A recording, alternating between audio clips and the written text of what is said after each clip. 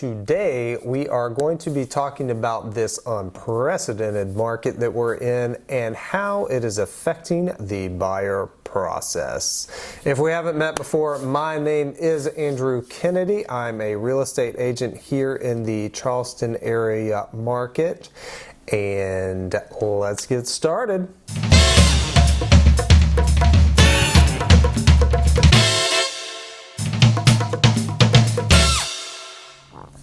So, as we look at the Charleston market today, we all pretty well realize that we are in uncharted waters here.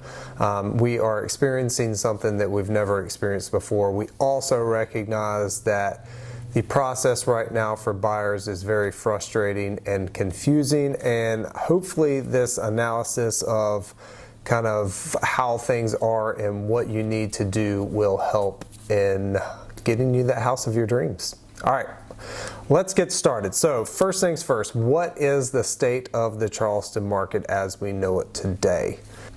As of today, April 23rd, 2021, happens to be a very good day, but that's another story.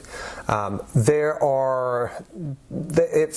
now it's floating right around 1,400 homes in the Charleston MLS, and that's more or less the Tri-County area, the Charleston, Berkeley, Dorchester counties. So right now there are about 1,400 homes on the market. It usually, depending on the time of day and things like that, it usually floats around 1,375 to 1,425, so on average right about 1,400. And that includes single family homes, condos, and townhomes. Normally, in a relatively balanced market, there are about 6,000 homes on the market at any given time in the Charleston MLS region. So today, 1,400, normally 6,000. It's a big difference. It may not seem like a lot, but it's a big difference. And just for that one reason alone is why buyers are really struggling in this market. It really could not be more of a classic supply and demand issue. Lots of demand, very little supply. And unfortunately, it's kind of getting worse. Buyers are continuing to stream into the Charleston area from other areas in the U.S. and internationally for that matter. But buyers are continuing to pour into Charleston, and buyers agents are really struggling to secure a home for their buyers, which is really just inflating that backlog of demand.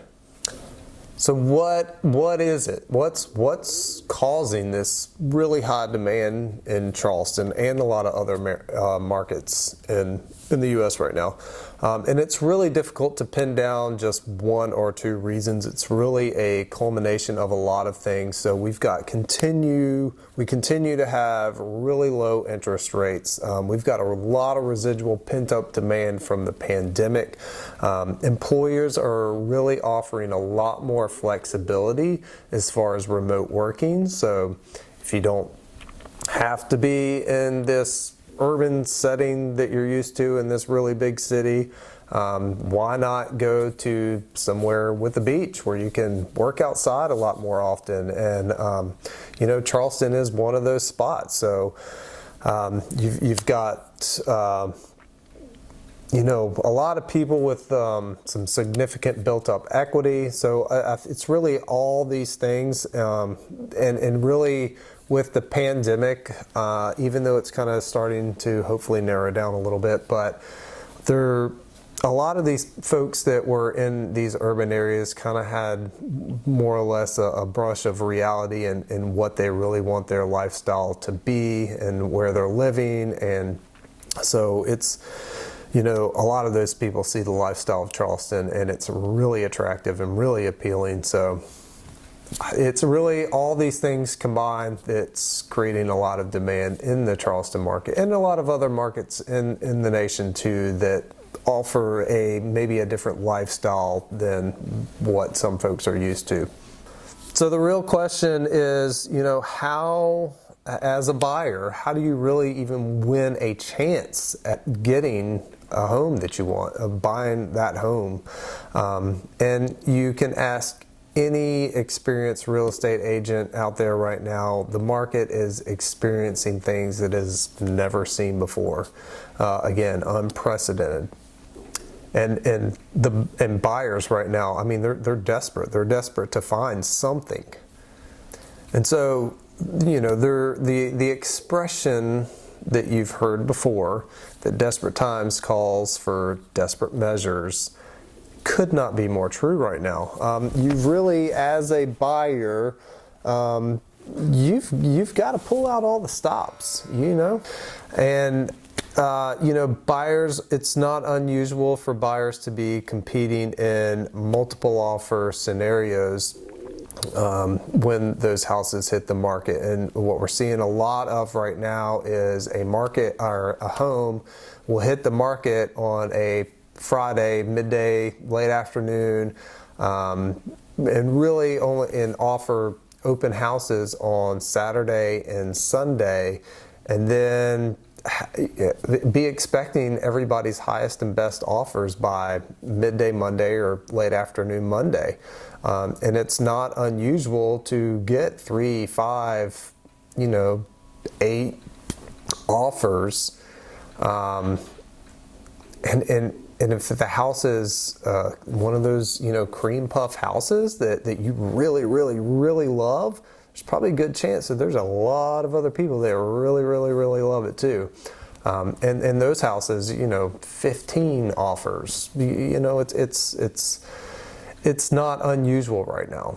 So first thing, let's talk about price. Right now, don't think you're going to enter into this market, especially in the Charleston area, and think you're going to get a great deal or a house under market value. It's just not going to happen. You need to be prepared to come in at list or at ask price and probably above. It's not unusual for homes to be selling above list price right now.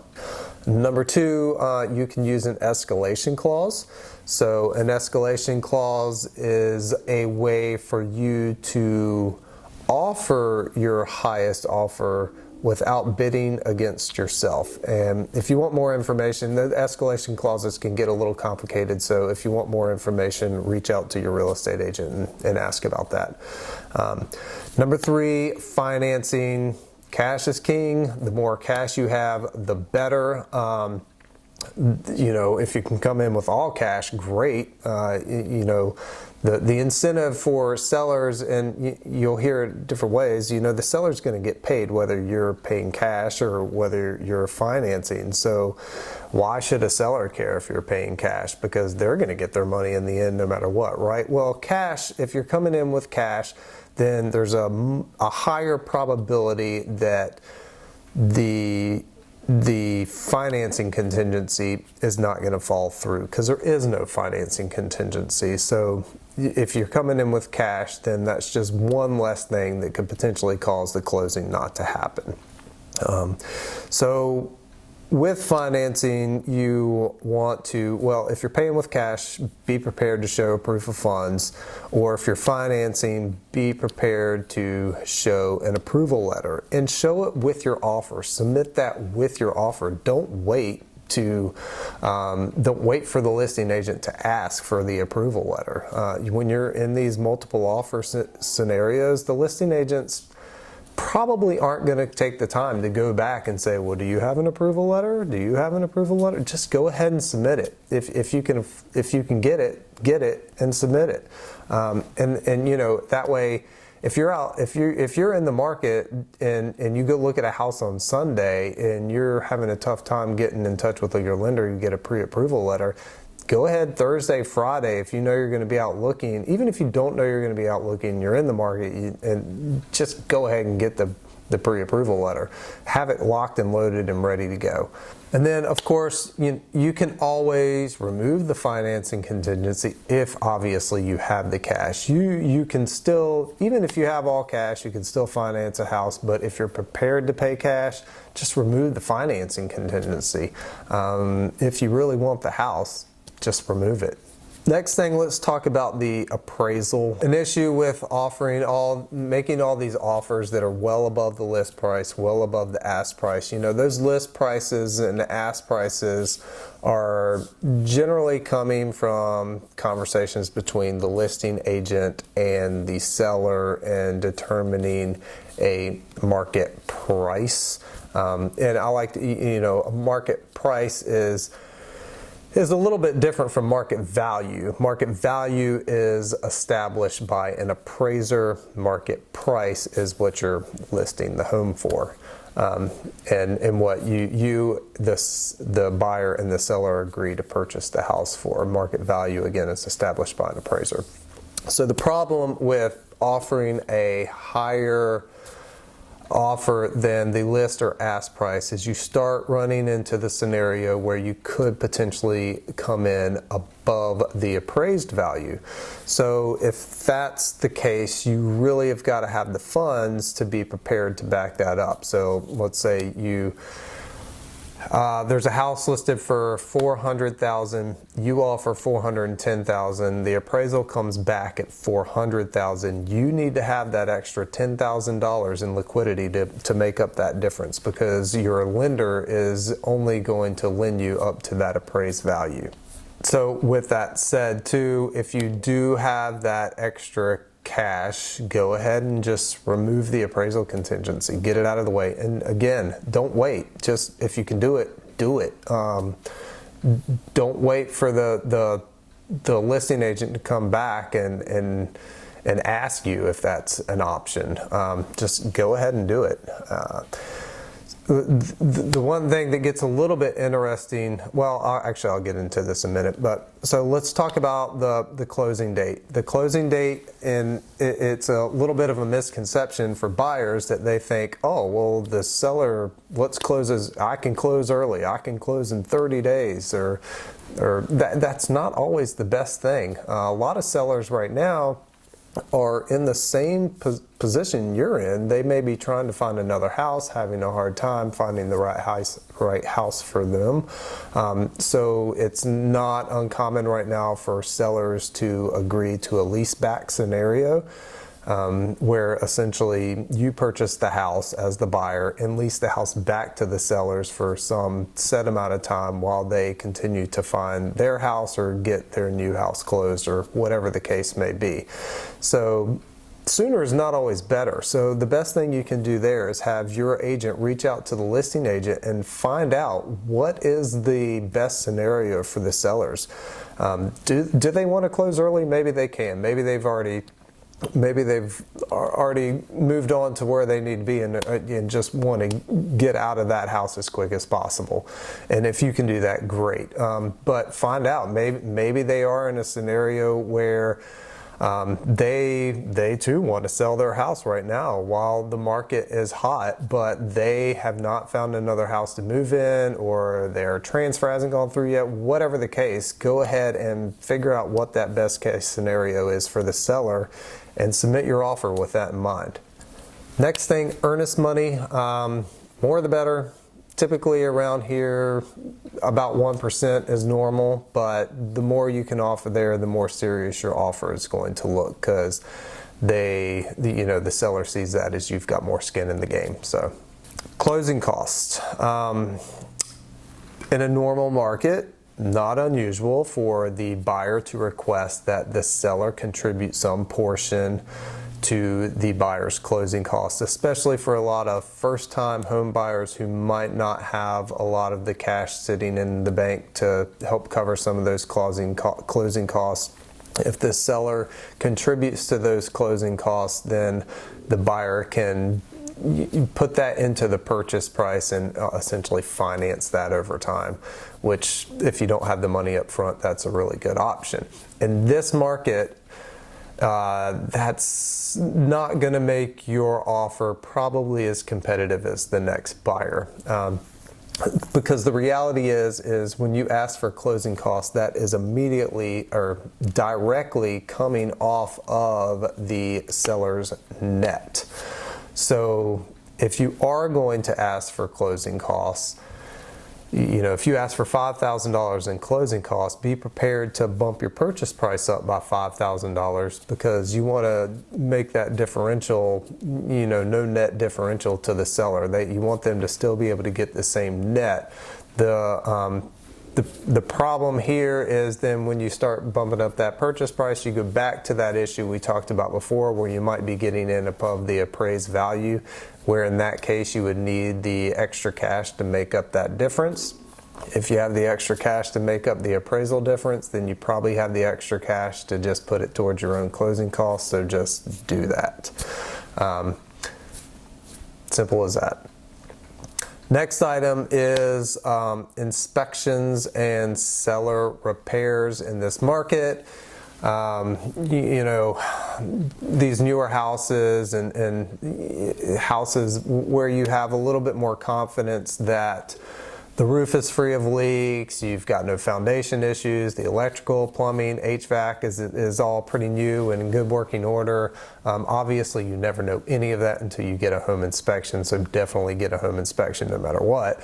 But if you feel comfortable enough to offer an as-is offer to purchase the house as is, that is a very strong alternative, obviously.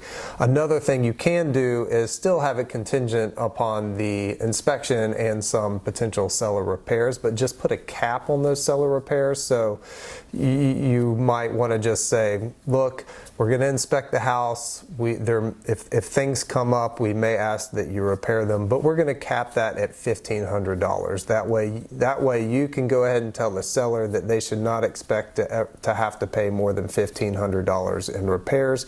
That way they can make a very calculated decision based on your offer and what their net's going to be in the end. So lastly, I would say, in general, just keep your offer clean and simple and don't complicate it with weird seller requests. Now it's just not the time to do that. And your agent can really help you decide what's appropriate and what's not appropriate. So I guess actually lastly, be prepared to not get the house. It's possible. It's happening to buyers all day, every day out there right now. And just be prepared for that, because what you don't want to do is not get the house, get super depressed, and kind of retreat and miss out on an opportunity, because you never know. I mean, another house may come on the market the very next day that's better than the one you were making an offer on anyway. But if you've kind of retreated and kind of hunkered down and just bummed out about the whole thing, then you might miss it. So be prepared, get back out there, and get the house that you want. Just you just got to stay vigilant and be prepared out there, and work with your agent to submit the absolute best offer that you can. And if that's not the best offer, that's okay. But you have to be prepared to offer the best that you can. So how long is this going to go on for, right? What does the future look like? What is the crystal ball telling us? At this point, there's not a real clear end in sight. The economy is continuing to grow again. The vaccine is more accessible. Unemployment is dropping. Businesses are reopening. Inflation is in check. The stock market is stable. The federal government is infusing more cash with these stimulus programs. People want to spend that money. All of this means that there's more money entering into the national economy, which means there's going to be more money entering into the Charleston economy. So the bottom line here is that if you want to win in today's market, you've got to be prepared to pull out all those stops. As blunt as that is, you've got to do it. And so I would suggest, just be prepared to listen and work with your real estate agent to build the best offer that you can, and pull out all the stops. Go out there and get them. All right, that's it for me. I'm going to wrap this one up. I will see you soon. All right, bye-bye.